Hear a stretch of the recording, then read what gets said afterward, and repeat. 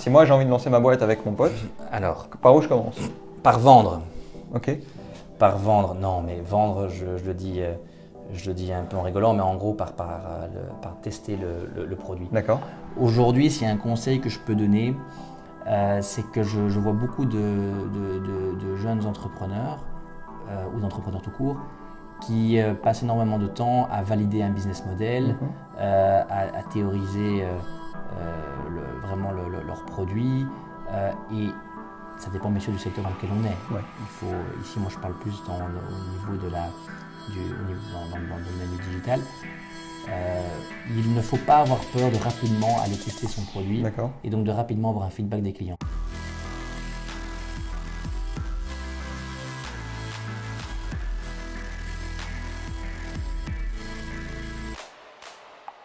Ok, on est parti. Déjà Nicolas, merci d'avoir accepté mon invitation. Avec plaisir. À participer à ce podcast. Je t'ai invité parce que tu as fondé VisiYou. Oui. Est-ce que, avant d'expliquer ce que fait VisiYou, tu peux expliquer ce que fait VisiYou pour que les gens comprennent ce que fait ta boîte. VisiYou est une société qui a pour but d'accompagner et d'aider les TPE, donc les petites entreprises, dans leur révolution digitale. Et donc, pour faire bref, on les aide à être plus visibles sur Internet et ainsi augmenter leur chiffre d'affaires. Ok. À travers différents services qui sont le référencement, Google AdWords, ce qu'on appelle aussi du SEO. D'accord. On crée des sites Internet, on s'occupe de leurs réseaux sociaux, on fait donc aussi des campagnes Facebook. Voilà, différents produits. On essaie d'être un one-stop shop pour ces clients, c'est-à-dire que dès qu'ils ont des besoins liés à l'Internet, que tout simplement VisiYou puisse être là pour les aider. Ok, donc si moi j'ai une petite boîte à Bruxelles par exemple, mais que je ne connais rien à l'Internet, je viens chez vous et vous m'aidez à avoir plus de visibilité et être présent en ligne. Tout à fait, c'est tout à fait ça. D'accord. Et généralement, ces sociétés n'ont pas l'expertise et pas non plus envie de mettre quelqu'un à temps plein pour s'en occuper. Et donc c'est là où on peut jouer un rôle. D'accord. Est-ce que tu peux expliquer le parcours qui t'a amené à créer ton entreprise? Qu'est-ce que tu as fait avant au niveau des études? Quel a été ton parcours professionnel, etc. avant de te lancer? Je suis encore tout jeune, j'ai l'impression que je suis déjà vieux quand on me pose cette question. Écoute, d'abord, aujourd'hui j'ai 31 ans. D'accord. J'ai fait un GECO, j'ai fait mon bachelier à Saint-Louis et puis mon master à Solvay. J'ai quitté donc Solvay, j'avais 23 ans, c'était en 2009. J'ai travaillé 2 ans d'abord chez ExxonMobil, donc CSO, en finance. J'y ai appris énormément, c'était vraiment très intéressant. Ça m'a appris une rigueur, ça m'a appris une structure. Parce que dans ces grandes boîtes, même si parfois on peut avoir l'impression que c'est un peu plus lent que dans une startup, on y apprend quand même beaucoup de choses. Et fort de cette expérience, j'ai après géré une startup qui s'appelle toujours Screening Media. Et puis j'ai eu envie de fonder ma propre entreprise avec Arthur Aoust, mon associé. Donc on est deux fondateurs. Et c'est là où VisiYou est né il y a maintenant 4 ans. D'accord. Et comment est-ce que tu as été amené à gérer cette première startup ça c'est les aléas des rencontres. Oui, tout à fait. Donc via j'avais entendu que des gens cherchaient un managing partner pour une de leurs boîtes et via j'ai été mis en contact avec eux. Et voilà, donc je dirais les aléas des rencontres. Et d'ailleurs, je pense que voilà, ça c'est peut-être qu'on l'abordera plus tard, mais c'est vrai que le réseau, les rencontres sont très importantes dans la carrière de quiconque d'ailleurs. Tu crois que ça passe avant les compétences, avant les études, les gens que tu connais? Parce qu'il y a beaucoup de gens qui disent, il y a une citation qui dit « Ce qui compte, c'est pas ce que tu sais, c'est qui tu connais ». Est-ce que tu es d'accord avec ça ou... Ça me paraît un peu exagéré. Je n'oserais pas mettre de ranking sur ce qui est le plus important ou non, mais c'est évident que ça a son importance. Maintenant, il faut mieux quand même aussi être compétent. Oui, c'est clair qu'il faut avoir les compétences, évidemment. Non, disons que les rencontres créent des opportunités, mais après, pour savoir les gérer, il faut être compétent. Et pour qu'on ait envie de refaire appel à toi la prochaine fois, il faut avoir quand même… Il faut être compétent pour faire du bon travail derrière. Voilà, et en avoir fait en amont aussi. Donc non, c'est un tout. D'accord, ok. Et donc, tu as décidé de quitter ton job chez Exxon pour gérer cette startup. Tout à fait. Quand tu travailles chez Exxon, tu as quand même une certaine stabilité au niveau de ton emploi, j'imagine. Oui, tout à fait. Chez une startup, alors je ne connaissais pas la situation de cette startup au moment où tu as commencé à la gérer, mais tu perds quand même un petit peu de stabilité, a priori, parce que tu passes d'un milieu solide, stable, d'une grosse boîte, à une plus petite entreprise, moins stable. Qu'est-ce que ton entourage en a pensé? Est-ce qu'il y a eu des inquiétudes? Comment ça s'est passé en fait? Et est-ce que toi, tu t'es senti Est-ce que tu as été stressé par rapport à ça? Alors, c'est une excellente question. Je pense tout d'abord qu'aujourd'hui, le marché de l'emploi n'est plus nécessairement aussi stable. C'est-à-dire qu'il y a des grosses structures, on l'a vu récemment, qui connaissent des restructurations. Donc, je ne pense pas qu'on puisse dire que ce soit nécessairement plus ou moins stable, ou en tout cas, du moins, il faut relativiser un peu cette notion. Donc je n'ai pas eu le sentiment d'aller dans quelque chose de moins stable. Okay. De plus, j'étais à un âge où quelque part, je n'avais pas de famille, d'enfants. Et donc, je pouvais me permettre, en tout cas, de le faire sans avoir l'impression de prendre des risques importants. Tu faisais peut-être allusion à un risque financier, le cas échéant. Parce que généralement, quand les gens parlent de stabilité, ça peut être aussi se jouer au niveau des finances. Mais non, je n'ai jamais eu ce sentiment-là. Et dans mon entourage, ça a été très très bien perçu. Parce que tout simplement, j'ai la chance d'être entouré par des gens qui ont envie de me voir heureux. Et le fait de faire le choix de rejoindre le monde entrepreneuriat m'a rendu terriblement heureux. Donc à partir de ce moment-là, l'entourage du coup est d'autant plus satisfait. Oui, tant mieux. Voilà, tout à fait. Ouais. Et donc après cette expérience à avoir géré une startup, tu décides de lancer ta propre structure. Oui. Qu'est-ce qui fait un beau cofondateur? Comment est-ce que tu as su, c'est avec Arthur que j'ai envie de travailler et je sais que ça va le faire en travaillant avec lui. Donc qu'est-ce qui fait Comment est-ce que tu peux savoir que la personne avec qui tu vas travailler, ça va matcher et ça va fonctionner, il ne va pas y avoir d'ennui Je pense que le fit humain, on le sent directement. Après, on n'est jamais sûr de rien. On n'est jamais sûr de rien et on fait tous des erreurs. Mais là, avec Arthur, c'était un match humain directement. Et aujourd'hui encore, on est très différents, mais donc très complémentaires. Et c'est ça la force de notre équipe. C'est ça la force d'ailleurs de Visio. Aussi bien au niveau des caractéristiques, du caractère que des compétences alors. Tout à fait. Okay. Oui, tout à fait. C'est tout à fait ça. Arthur, lui, est vraiment issu du monde de la communication. Et il a aussi une grande expérience commerciale. Moi, j'ai plus un background, on va dire, financier et analytique, si je puis dire. Et donc, on s'est bien retrouvés. Et donc oui, on est très complémentaires. Et aussi quand on a des décisions à prendre, oui, c'est intéressant de voir comment on est.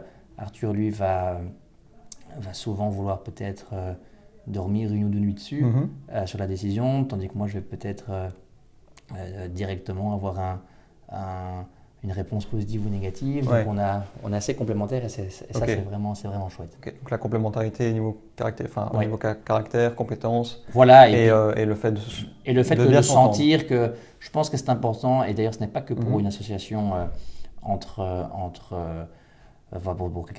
pour des gens qui lancent une boîte, c'est aussi par exemple dans le recrutement des employés. Je crois que ce qui est très important, c'est de recruter des gens qui partagent les mêmes valeurs. Et une fois qu'on se retrouve sur les valeurs, je dirais qu'en tout cas, ça augmente les chances pour que ça matche. Et ça faisait longtemps que vous vous connaissiez avant de vous lancer? Ça devait faire entre 1 et 2 ans. Donc c'était pas vous vous entendiez bien, mais c'était pas une amitié d'enfance ou quelque chose? Non, tout à fait. Tout à fait. Et par contre, du coup, c'était une amitié naissante, on va dire. D'accord. Et quand vous décidez de vous lancer, vous dites ok, on se lance, on fait Visio. C'est quoi la première étape? Si moi j'ai envie de lancer ma boîte avec mon pote, alors par où je commence? Par vendre. par vendre, non, mais vendre, je le dis un peu en rigolant, mais en gros par tester le produit. D'accord. Aujourd'hui, s'il y a un conseil que je peux donner, c'est que je vois beaucoup de jeunes entrepreneurs ou d'entrepreneurs tout court qui passent énormément de temps à valider un business model, à théoriser vraiment leur produit. Et ça dépend bien sûr du secteur dans lequel on est. Ouais. Ici, moi je parle plus au niveau dans le domaine du digital. Il ne faut pas avoir peur de rapidement aller tester son produit et donc de rapidement avoir un feedback des clients. Et nous, ce qu'on a fait avec Visio, c'est qu'en fait, on a au début vendu des produits qu'on ne savait pas encore nécessairement gérer derrière. Okay. Et en fait, on s'est nourri du feedback des clients pour créer et structurer notre production. D'accord. Et donc, par exemple, nos bons de commande, nos contrats, ont évolué sans cesse, d'ailleurs ils évoluent encore toujours, en fonction du retour du terrain. D'accord. Et donc c'est finalement nos commerciaux, et au début les commerciaux c'était bien sûr Arthur et moi, il n'y avait pas grand monde, et donc c'est vraiment grâce au feedback des clients qu'on a peaufiné notre service. Donc vous êtes parti d'un MVP, produit minimum viable, oui. Et vous avez, c'est la méthode Lean en fait, si je comprends bien. On a très vite été vendre quelque chose. Et on avait commencé à la base par la gestion des réseaux sociaux, donc c'était ce qu'on appelle communément du community management.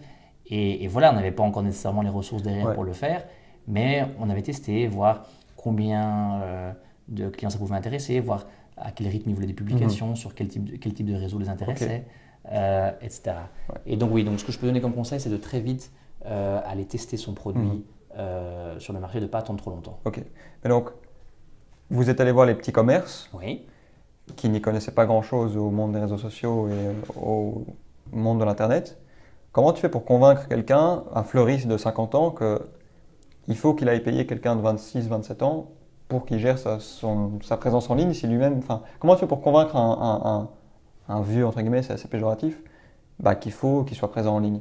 Comment tu l'as convaincu que ce que tu lui proposais était utile? Mais je pense que bon, tout d'abord, tous nos clients ne sont pas vieux. Oui, non, mais je caricature. Non, mais évidemment, mais c'est parce qu'il y a beaucoup de gens qui font aussi appel à nous parce que tout simplement, ils n'ont pas envie ou pas le temps de s'en occuper. Mais tout simplement parce que je crois que je dirais différemment, l'importance du digital n'est même plus à prouver aujourd'hui. Les gens sont conscients qu'il faut digitaliser, ils doivent suivre un peu cette révolution digitale. Maintenant, on construit après une relation avec le client. Donc le but est de lui vendre un produit, qu'il voit comment ça se passe, qu'il en soit satisfait. Et puis après, par la suite, on vend d'autres produits, d'autres services, on fait des upsells. Et donc c'est vraiment ça l'idée. Donc je dirais comment on le fait, tout simplement en créant une confiance. Donc je crois qu'un client s'engage parce qu'il a confiance. Et puis après, il faut valider cette confiance par des résultats. Ouais. Et ensuite, évidemment, tu prends son feedback derrière et tu améliores ton produit dans ta condition. Mais donc voilà, tout à fait. Mais donc pour répondre à la question, c'est vraiment, ça part d'une confiance. Ok. Et au niveau de l'investissement personnel, lancer une start-up, au niveau de temps, au niveau engagement, etc., est-ce que tu as dû faire des nuits blanches 3 fois d'affilée ou est-ce que c'était encore gérable écoute, on travaillait beaucoup, mais maintenant c'était gérable. J'ai toujours voulu profiter de mes week-ends, donc on a toujours beaucoup travaillé la semaine. On arrivait vers 8h au bureau et on rentrait à la maison vers 21h. D'accord. Et ça m'est arrivé bien évidemment de rester jusqu'à minuit, 1h, mais c'est pas très souvent, non. Donc je me définirais pas comme quelqu'un qui fait des nuits blanches, certainement pas. Parce que voilà, on voulait vraiment aussi avoir une qualité de vie à côté, c'est important. Par contre, je dirais que ce qui est le plus prenant, ce n'est pas le nombre d'heures qu'on y passe, c'est tout simplement le fait qu'on est pris psychologiquement. Et donc, travailler beaucoup n'a jamais été un problème, ne le sera jamais. Arthur comme moi, si maintenant on doit travailler 17 heures par jour, on le fera. Mais par contre, ce qu'il faut apprendre à gérer, c'est de savoir faire la part des choses et donc d'un moment donné, débrancher la prise et de se consacrer à sa femme si on en a une, à sa famille, à ses enfants, et de tout simplement, pas, on va dire, que ça prenne une place importante, mais qui n'écrase pas non plus les gens qu'on côtoie, parce que chacun a sa vie et la vie des autres est également très intéressante, et donc voilà. Donc j'essayais de pas trop penser à tout ça le week-end. Oui, d'autant que c'est toi qui lances ton projet, donc logiquement tu es passionné par ce que tu fais, donc travailler beaucoup n'est pas une question dérangeante. Jamais. Mais alors là, vraiment, ça m'a jamais... Non, on n'a jamais compté nos heures avec Arthur, jamais. Donc travailler beaucoup, au contraire, on adore. On adore. Moi, il y a des moments où je voyais ma montre et je me rappelais, j'envoyais un message à ma copine à l'époque, ma femme aujourd'hui, en disant voilà, je rentre dans une demi-heure, et puis finalement la demi-heure s'est transformée en 3 heures. Et pour ça, elle a toujours été très compréhensive, parce qu'on ne voit pas le temps passer, parce qu'on aime ce qu'on fait. Oui, mais je pense que ça vaut mieux que quelqu'un qui n'aime pas ce qu'il fait. Mais quelqu'un qui n'aime pas ce qu'il fait, il ne travaillera pas beaucoup. Voilà, ça c'est clair. Et qui rentre chez lui et qui n'est pas heureux au final. Ça c'est clair. Ça c'est une certitude. Il faut mieux travailler. Si on est heureux, le fait de travailler beaucoup, si on est heureux, si on aime ce qu'on fait, le fait de travailler beaucoup est quelque chose qui ne pose aucun problème. Au contraire, on y prend du plaisir. Ok. Mais du coup, à partir de quand est-ce que tu sais que tu peux engager ton premier employé? Est-ce que c'est quand tu as suffisamment de moyens financiers pour payer quelqu'un, ou est-ce que justement c'est quand tu as trop de travail, tu n'arrives plus à suivre derrière, non, physiquement il faut que ce soit un choix. Non, pour moi, ça doit être un choix financier. Donc nous et comme toute boîte, on a fait un plan financier. Donc on a un budget à l'époque qu'on s'était mis, et d'ailleurs on continue tous les mois aujourd'hui. À la fin du mois, on a l'analyse du mois qui a eu lieu, et on a un budget, on regarde par rapport à ce qu'on avait prédit, puis on prédit aussi le budget du trimestre de l'année qui vient. Donc ça, c'est très très important. Ça, il faut être extrêmement rigoureux, extrêmement rigoureux. Donc non, c'est plus un choix qui est purement financier. Une fois qu'on a les moyens de se le permettre, on le fait. Et ça c'est la rigueur financière, elle est capitale. Capital. Et du coup, est-ce que c'est tu te poses les mêmes questions que pour un cofondateur, c'est tu sens la personne et c'est ses compétences pour un recrutement d'un employé, ou est-ce que ça se fait différemment? Non, écoute, c'est avant tout un match humain. Donc, moi, je crois très fort que les compétences, on peut les acquérir. C'est le but aussi d'un employeur, c'est de former son employé, de le faire grandir. Donc je ne recrute pas, et on ne recrute pas, parce qu'Arthur partage la même vision, c'est qu'on recrute des gens qui sont humainement bons, qui ont de bonnes valeurs. Du moins on essaye. Après évidemment qu'on fait des erreurs de casting comme toujours, comme partout, ça arrive, et l'erreur est humaine, mais en tout cas on se focalise d'abord sur les valeurs humaines avant de se baser sur les compétences. Ok. Et donc à partir du moment où tu commences à vendre ton produit, tu vois que ça a du succès, que ça peut marcher. Comment tu fais pour déposer tes statuts? Comment tu t'y prends pour créer une véritable structure? Mais nous, là, on a créé la structure tout de suite, on l'a fait avant. Donc on a été voir le notaire, je me rappelle, c'était, je pense, le 29 octobre 2013. On a créé les SPRL. Et puis voilà, les premiers employés sont arrivés 2 mois après. Donc au début, on a, Arthur et moi, vendu des contrats pendant 2 mois, ce qui a créé des premiers factures qu'on peut être envoyées pour pouvoir financer le recrutement. Et on est parti comme ça. D'accord. Mais donc on a d'abord créé l'SPRL, on était voir un notaire, on a créé la boîte, on a trouvé des bureaux, on a eu la chance de pouvoir se faire héberger au début gratuitement par une autre société, et c'est comme ça qu'on s'est lancé. Ok. Et tu as toujours voulu entreprendre, ou c'est quelque chose qui t'est venu progressivement? Écoute, c'est venu progressivement, mais j'ai quand même suivi quelques cours d'entrepreneuriat à Solvay à l'époque, avec un prof vraiment génial qui m'a donné envie. À l'époque, ça commence à se développer. Je crois que maintenant, aujourd'hui, ils ont une vraie cellule.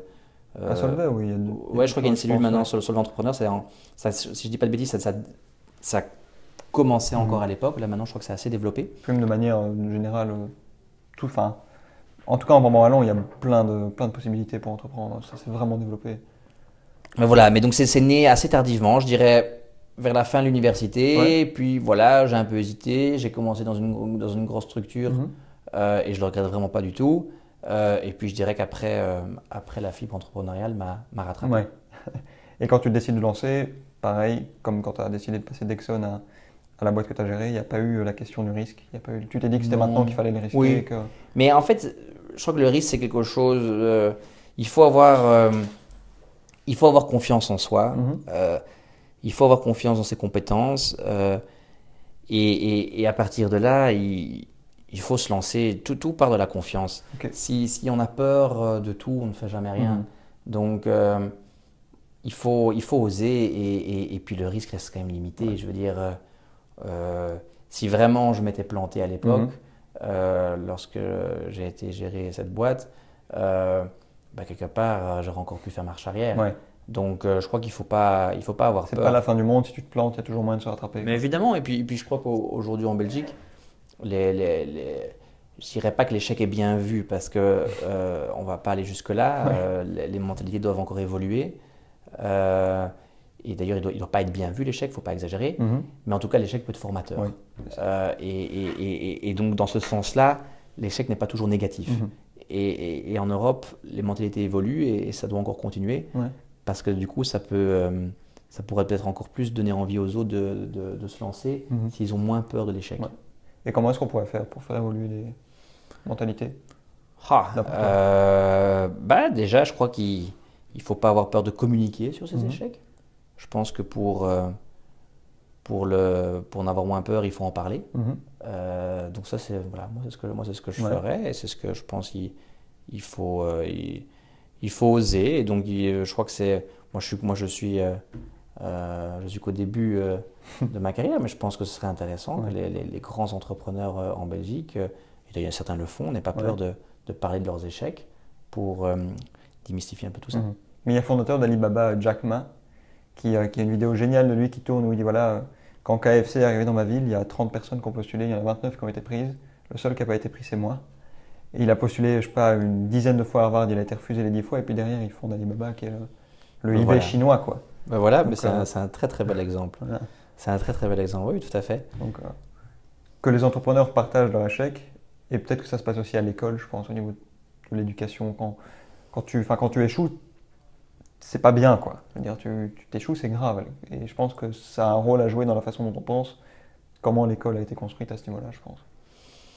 Ça c'est un grand débat, hein, mais...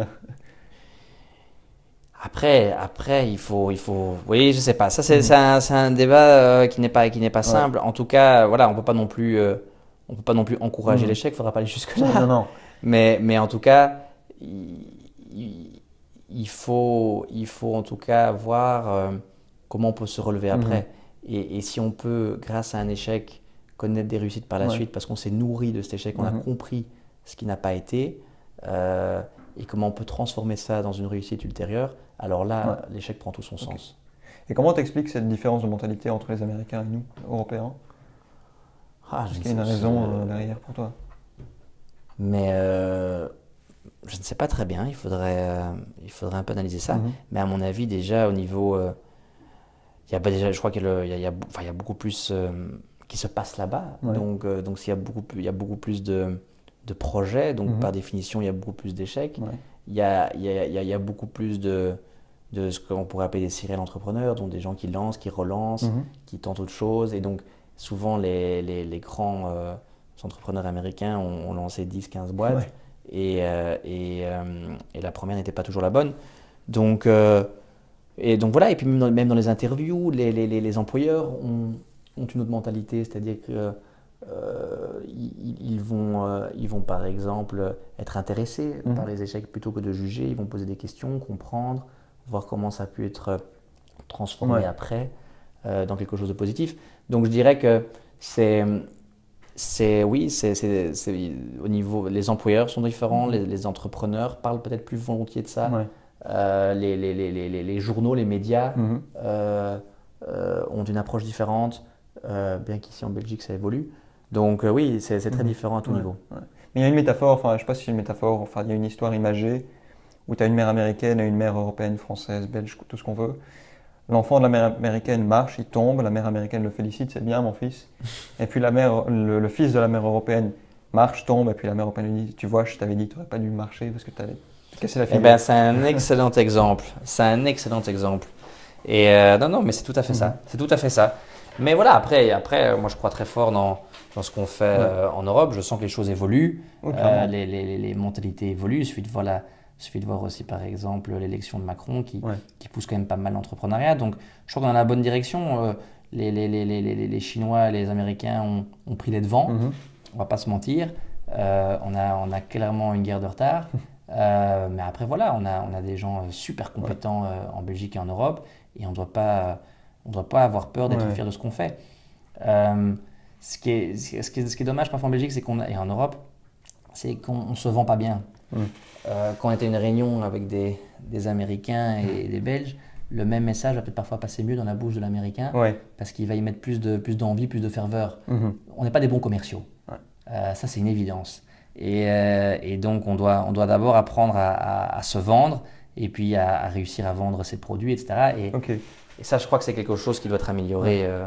Mais on sent que ça évolue. Mais je vois que ça bouge. Par exemple, en France, là, il y a la station F qui a été lancée. Tout à fait. Ça a l'air incroyable. Ah, ça a l'air top. Je n'y ai pas encore été, mais ça a l'air top. Ah non, c'est magnifique. Ou même de Family. Enfin, là, eux, ils sont là depuis un peu plus longtemps, mais ça bouge. Ça bouge beaucoup à Paris, ça c'est clair. Non, ça c'est évident. Et il y a des entrepreneurs qui t'inspirent ou qui t'ont inspiré? Évidemment, mais tout entrepreneur qui a réussi est inspirant. On parle beaucoup d'Elon Musk avec mon associé parce qu'il a récemment lu son autobiographie. Oui, c'est quelqu'un de fascinant. Je dirais que si je dois en choisir un, je le prendrais peut-être lui. Puis Mark Zuckerberg aussi, c'est magnifique. Donc oui, ce sont des gens qu'on peut encenser. Mais après, il y a entrepreneur et entrepreneur, c'est-à-dire que moi je crois beaucoup aussi dans l'entrepreneur qui lance, on va dire, par exemple son agence immobilière, qui lance sa boulangerie, qui lance sa boucherie, que sais-je. Les entrepreneurs ne sont pas que les gens qui vont lever 5, 10, 15, 20 millions d'euros. Ça, en effet, c'est ceux qui font la une. Et parfois, derrière, finalement, ils se sont plantés, parfois pas. Mais les entrepreneurs, c'est aussi des gens qui lancent leur petit commerce. Ça, c'est des entrepreneurs aussi. Et qui ont énormément de mérite. Et quelqu'un qui lance sa petite PME, c'est un entrepreneur comme un autre. Donc ça, j'ai beaucoup de respect pour ces gens-là et ils peuvent tout autant m'inspirer que des Zuckerberg ou des Musk. Il n'y a pas besoin d'envoyer des gens sur Mars pour être entrepreneur, quoi. Mais non, évidemment. Mais si toi, demain, tu veux ouvrir un restaurant, t'es entrepreneur. Tu en ouvres un deuxième, un troisième, t'es un super entrepreneur. On n'est pas obligé de lever 10 millions d'euros et d'être nécessairement dans la tech pour avoir l'étiquette entrepreneur. Donc il y a des entrepreneurs partout. Et ceux-là, on n'en parle pas. On en parle un peu, oui. Enfin, on en parle un peu, mais en tout cas, moi, c'est des gens qui m'inspirent tout autant que les autres. Je pense qu'ils ont moins de visibilité parce qu'on essaie de nous vendre un peu du rêve. Dire voilà, t'es entrepreneur, tu vas dans la Silicon Valley. Oui, mais après, le rêve peut donner envie à d'autres de se lancer. Donc c'est pas plus mal. C'est pas plus mal. Il faut te mesurer. Il y a du bon dans les deux. Mais je dirais que moi, en tout cas, ces deux profils-là d'entrepreneurs m'inspirent. Ok. Tout à l'heure, on parlait des opportunités, du via. Comment est-ce que tu fais pour développer ton réseau? Comment est-ce que tu t'y prends pour rencontrer de nouvelles personnes et un peu sortir de ta zone de confort? C'est pas le terme, mais augmenter vraiment ton réseau, c'est le mot. Comment tu t'y prends pour rencontrer des nouvelles têtes? Mais écoute, ça se fait assez naturellement. Écoute, par le biais de Visio, on est amené à rencontrer des partenaires, des fournisseurs, les banques. On est invité à des events de networking. On en fait pas mal. Après, il y a dans mes amis, il y a pas mal d'autres entrepreneurs. Donc je dirais que c'est parti de mon cercle proche. Et puis ça s'est fait assez naturellement. On va dire que j'ai jamais refusé une invitation. Ok. Voilà. Donc savoir dire oui. Voilà, j'ai jamais cherché non plus à être à des événements à droite à gauche. On en fait pas tellement, on en fait quelques-uns. Mais je dirais que voilà, il faut jamais. Je n'aime pas refuser une invitation. On ne sait jamais ce que ce qu'on peut en tirer. Et donc, par exemple, Arthur et moi, on va souvent manger à midi avec des gens qui aujourd'hui ne sont peut-être pas des partenaires, mais qui sait, qui peuvent le devenir dans 10 ans. Et donc, ça se construit comme ça au fur et à mesure des années. Et je pense que ce qui est important, c'est d'être humain naturel. Il ne faut pas aller voir des gens ou rencontrer des gens en pensant que vous nous apportez quelque chose. Ça, c'est vraiment, voilà, c'est calculateur. Et avec ça, à long terme, on ne construit rien. Je crois qu'il faut tout simplement aimer être en compagnie de quelqu'un d'intéressant. Et ça se fait naturellement et il faut être patient. Oui, voilà, mais surtout il faut aimer. Je crois qu'il faut aimer les gens, il faut aimer être avec eux, aimer ce qu'ils racontent et voilà. À nouveau, c'est de l'humain avant tout, quoi. Okay. Il y a des opportunités qui viennent à toi. Comment tu sais, tiens, ça c'est une bonne opportunité, je la prends. Comment tu fais la distinction entre ce qui vaut vraiment la peine et tu te dis ça il faut que je fasse et de l'autre côté tu dis non, ça je préfère passer le coup, tout simplement. Écoute, il faut toujours faire une analyse simple, c'est mettre à gauche ce que ça peut rapporter et à droite ce que ça peut coûter au sens large. Et alors, il faut faire une petite analyse. Mais ce n'est pas que financier. Ça peut être un coût, par exemple, qui peut être du temps qu'on y passe. Donc oui, je dirais que ça, c'est comment je décide. Je décide tout simplement en fonction de ce que ça peut rapporter. Voilà, j'ai pas de règles. Ça sur quoi ça peut déboucher et aussi au niveau du ressenti que tu peux en avoir. Oui, voilà. Donc tu regardes un peu les plus d'un côté, tu regardes les moins de l'autre, et puis par rapport à ça, tu prends une décision. Ok. On va arriver à la fin de ce podcast. Ça fait une petite demi-heure. Ça va vite. Si tu devais donner un conseil aux étudiants, aux jeunes ou aux gens qui veulent se lancer, quel est le conseil que tu leur donnerais pour se lancer? Clairement, d'avoir confiance en eux.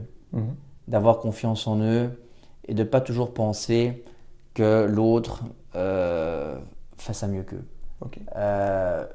Je crois que ce qui paralyse des gens, c'est que quand ils ont une idée, un projet, ils disent « Ah non, mais ça, c'est pas possible, je vais pas faire ça parce que voilà, il y a peut-être quelqu'un d'autre qui l'a déjà fait. Ou bien tout simplement, ça va peut-être pas marcher. Et donc je crois qu'il y a des gens qui du coup vont pas au bout de leurs envies, de leurs rêves. Et à cause de quelque part de cette peur et de ce manque de confiance. Donc clairement avoir confiance. Et puis au pire, si ça marche pas, on refait autre chose. Ok. Merci Nicolas. Avec plaisir, merci à toi Tancred.